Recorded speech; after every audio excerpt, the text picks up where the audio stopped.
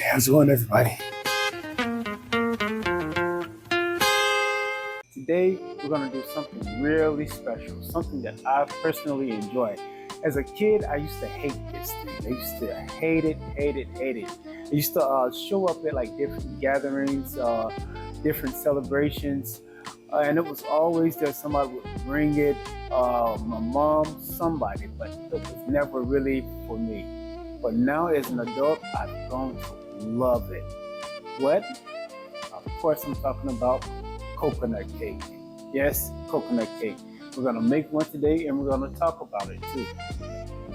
What if I told you that coconut cake, that soft, snowy Southern classic, carries a story of migration, survival, and hidden hands? You know, the one that shows up at Easter, weddings, and Sunday dinners all across the American South? It didn't just appear. So where did coconut cake come from? Well, coconuts grow in tropical regions, places like the Caribbean, West Africa, Southeast Asia, and the Pacific Islands. As trade expanded in the 1700s, coconuts became more available through shipping routes, especially through the southern port cities like Charleston, New Orleans, and Savannah. So the South had access first. By the mid-1800s, grated coconuts started appearing in American cookbooks.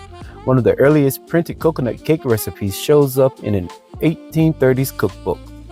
And guess where coconut cake became famous? The American South.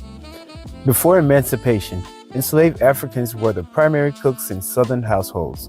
They worked in plantation kitchens. They baked the cakes. They developed flavor combinations. Many enslaved people came from West African regions where coconuts were already a part of the cuisine. So they weren't just following recipes. They were the culinary innovators.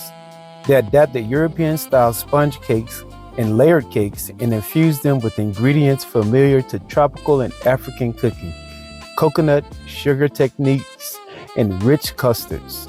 After emancipation, many formerly enslaved cooks became professional chefs, caterers, and bakers.